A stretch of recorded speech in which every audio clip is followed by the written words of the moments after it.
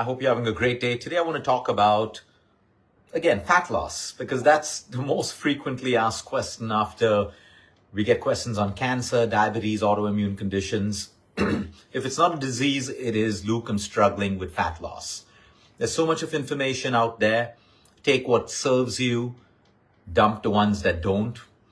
There are no shortcuts to weight loss. There are no shortcuts to fat loss. There is always going to be the need for discipline, consistency, and simplicity. The number one fundamental rule for fat loss is a calorie deficit.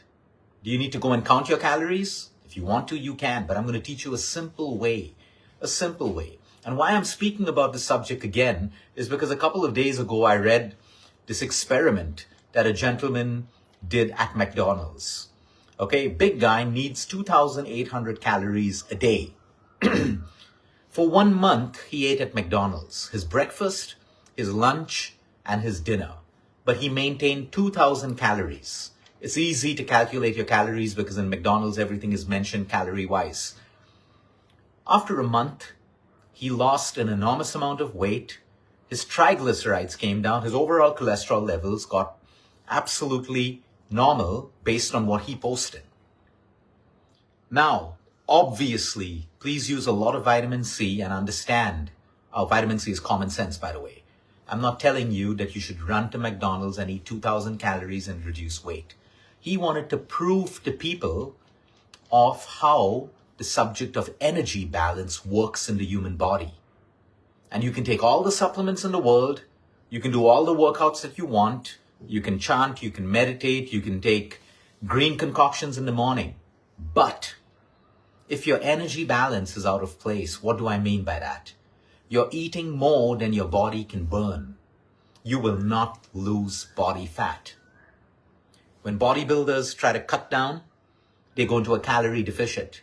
They lose body fat and then they get into a bulking where they start eating more to gain more muscle, but they first cut fat. When it comes to you and me, a lot of people use apps to count their calories. If it works for you, it works for you. I think a lot of people get too anxious as well because they're constantly seeing how many calories is this. The simplest way to do it is every meal that you eat, just eat a little bit lesser. I'm not asking you to starve. Now you'll say, hey, but Luke, so many people skip meals and they starve and they don't lose weight. Of course they won't, because now you're slowing down your metabolic rate. You're not supposed to do that. Calorie deficit is far from starvation. It simply means if you're having, for example, 2 slices of toast for breakfast, have 1. Increase your portion of fruits, your protein, your eggs, or whatever it is that you eat. If you're having a bowl of poha, have 2 tablespoons less, or have 1 tablespoon less. But in that poha, I'll put more veggies, I'll put more peanuts, so I'm adding more protein and more fiber so I get full. Because the idea is you're not supposed to starve. You do not have to feel hungry in a calorie deficit. If you're feeling hungry in a calorie deficit, you've gone too low, or your meals are not balanced with protein, veggies, fiber, and complex carbs. So if I wanted to lose body fat in a week, I would aim to maybe cut down my overall calories by maybe 300 to 500, or maybe even 200 calories if I want to do it over 2 weeks. But the point is, picture this. I want all of you to picture this. Let's say you're eating 3 meals in a day. Okay, every meal you eat a little bit lesser. It could be even 2 tablespoons lesser of your total quantity of food. What's going to happen? That's 1, 2, 3 meals in a day, multiplied by 7 days in a week. You do the math and you're reducing your calories. Now, don't get me wrong. If you're working out, you're also burning some calories. So you can be in a calorie deficit by doing a workout. Let's say I burn 500 calories. And now with food, I can just cut down 200 instead of 500. I'm going to make it simple. Let's assume no one is going to count calories. And I still want to burn body fat. I want to lose weight. What am I going to do? Number 1, swaps. It's very simple. If you're going to Starbucks and having a Frappuccino, which is 600 calories, and you swap it for a black coffee or a flat white, which is under 10 calories, you've already saved some calories. You get your sugary, aerated drinks and all of your sports drinks out of your diet. You saved a couple of 100 calories. With your food, then you can continue to nourish yourself. So when I look at my plate, I'm going to have more protein, I'm going to have more vegetables, I'm going to have my good fats, but hey, I'm going to reduce my carbohydrates by 2 tablespoons. Maybe if I'm having 2 whole potatoes, I'm going to have 1. I'm just going to make these mindful shifts at every meal. Now let's say it's one of those days and you want to have a dessert after lunch. Go to a nice restaurant and you plan to have a dessert. How would I do that if I'm trying to lose body fat? I am going to be mindful of what I order if I've already decided I'm going to have the dessert. So let's say I'm going to have a tiramisu. I'm obviously definitely not going to have carbs at lunch. I'm going to do a stir fry, I'm going to do a grill, I'm going to do a bowl of salad with some protein. And I'm still going to try to stay lesser than the calories I usually consume. If you can master this, and then of course there are people who are like, hey Luke, I'll just take an app, MyFitnessPal, whatever app it is, put my food in and get a rough calculation. That's okay for the people who want to do it. But for the people who don't, just by reducing a little bit of calories at every meal, and be careful of the sneaky calories. Like, hey, you get a nice bottle of organic salad dressing in the supermarket. Flip it over, read the label, check the calories, see how many additional sugars and high fructose corn syrups are added to it, because there are sneaky calories. And maybe I'll just go home, take a little bit of honey, take a little bit of balsamic vinegar, a little bit of lemon, and make my own dressing in less than 100 calories. I will also look at the amount of oil and fat that I'm using for cooking. So if I'm using a tablespoon of oil, for example, to make my breakfast, olive oil or whatever it is, I'm now going to use half. Maybe one meal in your day, you can steam it. How many of you love steamed food? It's amazing. Everyone thinks that only oil makes food taste good. Have you tried steamed food? If you're vegetarian, you can anyway pressure cook a lot of beans and steam some sweet potato with it. And you can put your spices in, you can put your flavors in, your herbs. If it's non-vegetarian, it's easier. You can steam fish, you can steam chicken, whatever your protein is. Just a drizzle of olive oil for taste. But the amount of calories you've cut in that one steamed meal, you do this for 7 days in a row, what do you have? The start of solid fat loss. Now I want to play more with it because I'm motivated, I'm good with my workouts. My workouts are good, I'm going to burn a few more calories. But let's say I can't work out, I have an injury. I've hurt my knee, my hip, I can't really work out enough to burn the right amount of calories. Then I will play around with my food. I will cut down my calories at each meal without going into starvation. I'll increase my fiber and my protein, my lean proteins, and I will not feel hungry, but I will be consuming lesser calories. You want a dessert? Have quarter a dessert. You want a bar of chocolate? Have a square of chocolate. The point is, this is where you decide whether you want to be greedy or, hey, I want to live well and have a bit of chocolate. That's up to you. But I can promise you, of course, everything else is important for fat loss, your sleep, your resistance training, all of that. But I am giving you the number one fundamental workout that anyone can do right now in 7 days if you are willing to be a little bit stronger than your emotions when it comes to food. I'm not denying you. I would still have a slice of chocolate cake like I did yesterday. But I had just a small bit to feel psychologically happy, and I deserve it. I deserve it. But I balance my calories with my carbohydrates. So I can actually do these things.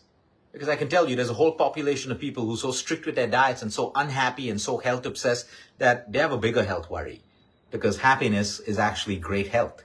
And I have people who balance everything. They have a dessert when they want. They balance it with the carbs. They're doing all of that. Happy people eating what they want and sometimes even healthier than the health obsessed people.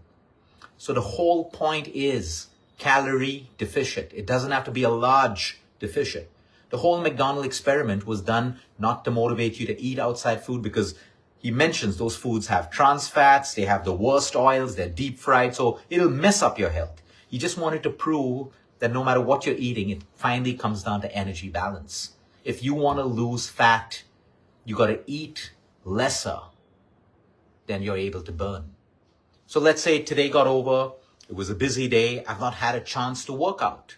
How will I control my calories? Through my food.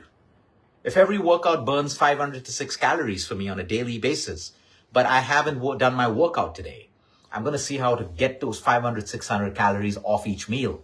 So if I'm eating 3 meals, 150, 150, 150, or 200, 200, 200. So I actually will, for one meal, only have vegetables and protein and skip the entire carb. I will definitely do one steamed meal without any oil. Without any oil, maybe just a drizzle to absorb certain vitamins and minerals. But that's about it. I'm shaving off 300 to 400 calories in that one meal by possibly making that change. And 2, if I've not worked out, I'm not that tired. My body doesn't need that much of nutrition. So it's simple. You can balance it out with your calories. There are no supplements in the world that can do for you what a calorie deficit does. Let me give you another quick example to cement this thinking in you.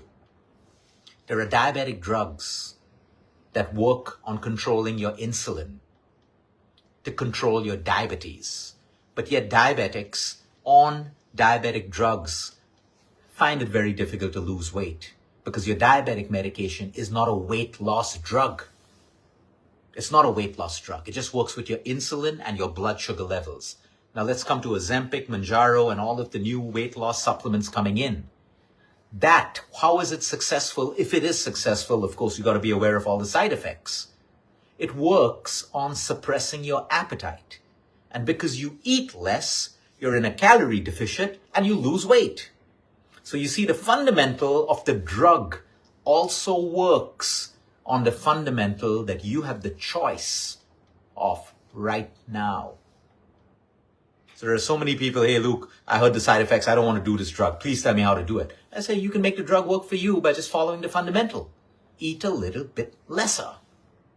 You still got to be nourished. So I'll eat healthy food to nourish my cells, but I will reduce the quantity. So that's the difference between a diabetic drug and a weight loss drug. A weight loss drug can only work on one principle. The patient should eat lesser. So the GLPs act as appetite suppressors. You don't feel like eating and you lose weight. Everyone who gets off the drug, if they go back to eating their original calories, every one of them will put the weight back on. So the fundamental stays the same. That is how everyone who is looking at healthy fat loss, you do what you want, but when it comes to nutrition, that's how it is. A lot of people say, hey, Luke, I'm training so hard, I can't see my abs. Men and women, it's simple. You need to be in a calorie deficit. As simple as that. You have your abs, you're training them, they're all there. But to wipe off that fat covering them, the only way to do that is in a calorie deficit. You can train more, you put on more muscle, but you still got to burn the existing fat. So that's why bodybuilders will first cut. They will go to a calorie deficit. They'll shrink, lose all that body fat. Then they'll start eating high protein diets, pumping in the gym, getting their carbs in, and they'll build beautiful bodies. All of us have the choice to move into a calorie deficit and start to lose that fat. I have an open challenge to anyone who's watching this right now. Try it just for 7 days. If you fail, start again. And then write back to me and tell me that this worked, because it will.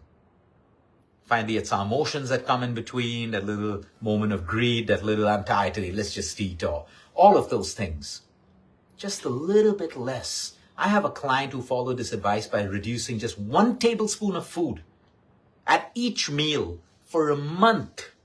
And the weight loss was tremendous. The story is already posted on our Instagram a couple of months ago. I met him at a yoga event and he showed me his before picture and his after. I said, what worked for you? He said, Luke, I did everything. Worked out, sleep, but the calorie deficit, just 1 tablespoon. All of us can afford to do that. All of us. But that 1 tablespoon shouldn't be the protein and it shouldn't be your veggies. You know what it should be, the carbohydrates. And if you eat more veggies, you're not going to end up feeling hungry. Now, this will work even if you have diabetes. This will work if you have an autoimmune condition. This will work in all scenarios of your life unless you're on a medicine which requires you to eat more, like your chemotherapy, your radiation, and certain medicines. I'm putting a disclaimer out there. For everyone else tomorrow, if you've not yet had your dinner, this dinner that you're eating tonight is going to be the first meal where you're going to make a conscious choice to reduce the portion. And then you're just going to be consistent with that for the next 7 to 10 days. And you're going to see what I mean. Have a great evening, everyone. Peace be with all of you.